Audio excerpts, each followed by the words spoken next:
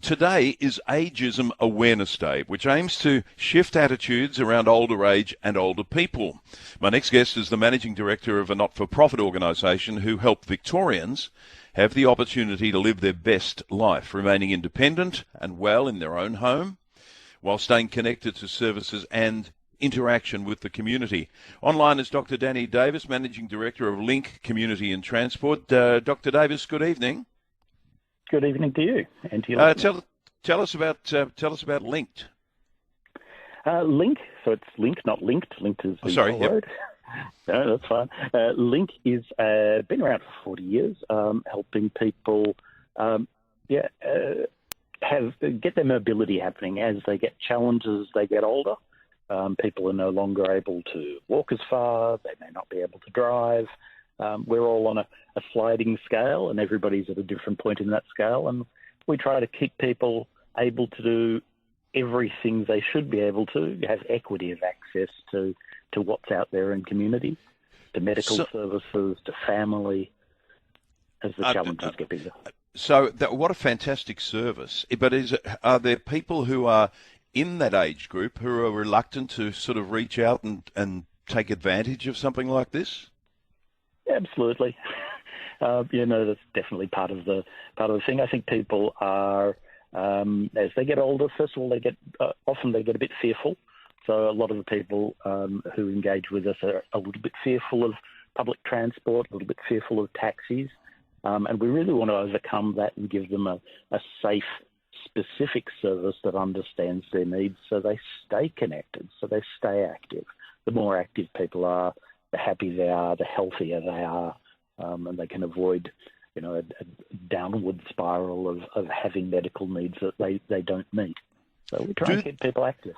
Do some of these people lose confidence, and do they feel like people see them as a bit of an inconvenience in certain scenarios?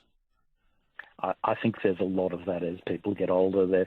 The interactions that they get, it's their own well-being and their own capacity, but it's also what they get fed back to them. Really undermines their confidence in a lot of ways, and that it's not good for them. It's not good for their ability to stay active and to stay healthy.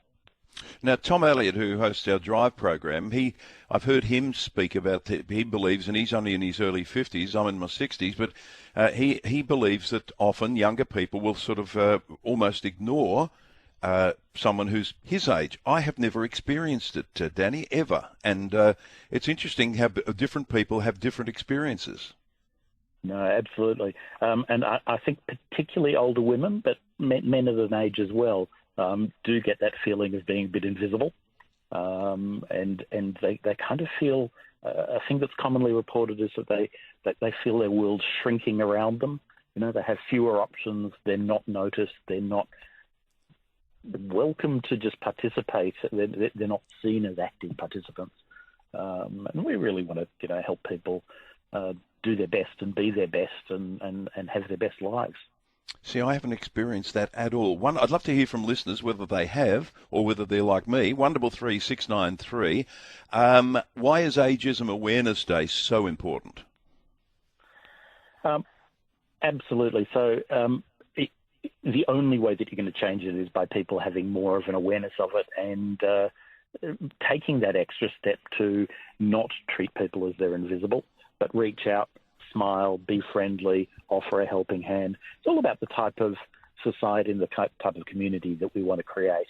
And that's on a very personal level, and the more we can make people aware that, a helping hand and a smiling face is going to help somebody else through their whole day. It's an interesting thing, but maybe all of us, whether we're getting on or maybe all generations need to be made aware of the needs of other generations. Maybe this is a reciprocal thing where we need to sort of think about the issues that face maybe teenagers and people in their early 20s, those who are just bought their first house. Maybe we all need to have a bit of a think about, the needs of others. Absolutely. And you want to create a more caring society where people look after each other, and the longer we can hold on to that and the more we can promote that, the better it is. But there are some specific things that do affect older people. And I think it is important to call them out because there are different. Certainly there are trends in society where some of the caring that we might have seen 20, 30, 40 years ago is not there and as present. But one of the things that we like to talk about is the kind of systemic things that work against older people, and they're kind of a bit hidden, and really we should be not only removing them but reversing them and providing the support there to help older people continue to do their best as we get older, to stay active in early retirement, keep active, keep fit, keep independent, keep at home. The last thing we want is for people to be in institutions. It's not good for them, and it's not good for the economy, and it's not good for anyone. So if we can support people in community, we're going to have a better society all around. What's the Link website, just in case people want to find out more? lct.org.au. lct.org.au. Great to have you on the program. My pleasure. Dr. Danny Davis, Managing Director, Link Community and Transport. 133 693, your calls. Joe?